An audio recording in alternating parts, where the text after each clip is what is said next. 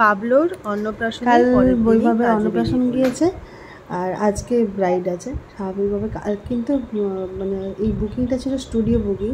ব্রাইডের হঠাৎ করে তার লোকেশনেই যেতে বলে, রিকোয়েস্ট করেছিল। আর এত একটা স্পেশাল দিনে তাকে আর সে যখন এত করে রিকোয়েস্ট করে তাকে আর না বলিনি।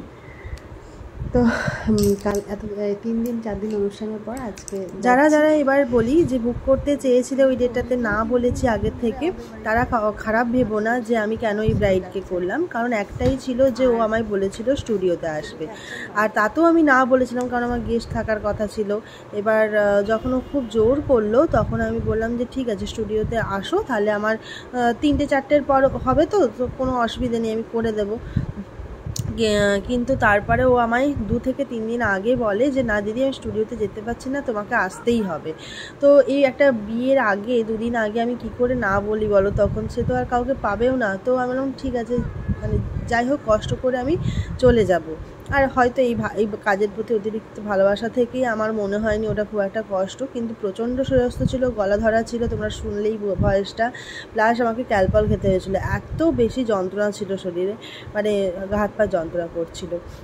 তো সেই অবস্থাতেই বেরিয়ে গেলাম। বেরিয়ে গিয়ে যেটা অবাক একটা ঘটনা ঘটেছে সেই দিন, যেটা আমার সাথে কোনো দিনও হয়নি। দেখো আমরা এখনও যেভাবে যাচ্ছি সেখানে জানিই না যে আদৌ এই লোকেশনটা আমার মানে ব্রাইডের নয়।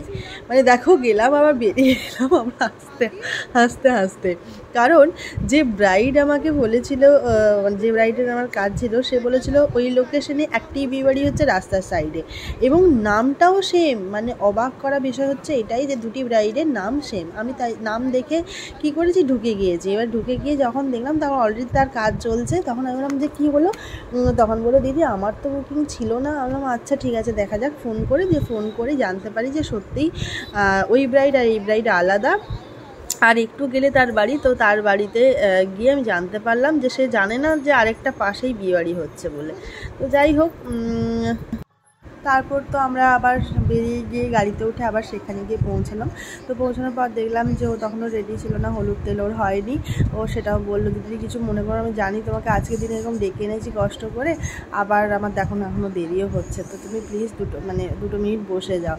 তো বসলাম ওদের বাড়িতে সবাই খুব ভালো ছিল।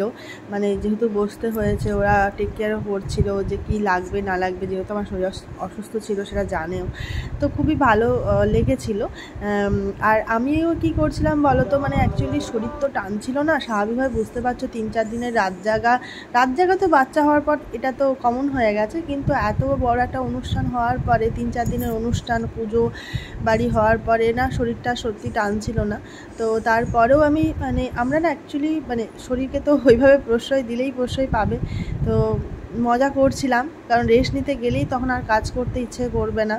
আমরা হেসে, ওখানে যা গান বাজছিল তার সাথে ঋতু নাচছিল, এই করছিল, আমরা এই মজা করতে করতে মোটামুটি ব্রাইডও রেডি হয়ে গেল। তারপরে আমরা সাজাতে বসলাম।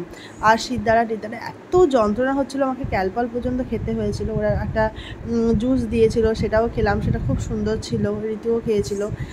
তো সেগুলোই আমি টুকটুক দেখাচ্ছিলাম। ওদের নতুন বাড়ি হচ্ছিল অনেকটা ভেতরে, গ্রামের ভেতরের বাড়ি মানে গ্রামের ভেতরে ছিল লোকেশনটা সেদিন। আর মেয়েটা হচ্ছে নার্সিং করে, বাইরে থাকে, তো ওর বাড়িতে বিয়ে হচ্ছিল। এই হচ্ছে ব্যাপার। আর দেখো মিষ্টি লাগছিল ওকে সাজানোর পর, ওর টোন ওয়াইজ মেকআপ করার জন্য ও খুব খুশি ছিল। আর কেমন লাগলো তোমাদেরও জানিও, আর ভালো লাগলে সাবস্ক্রাইব করে দিও।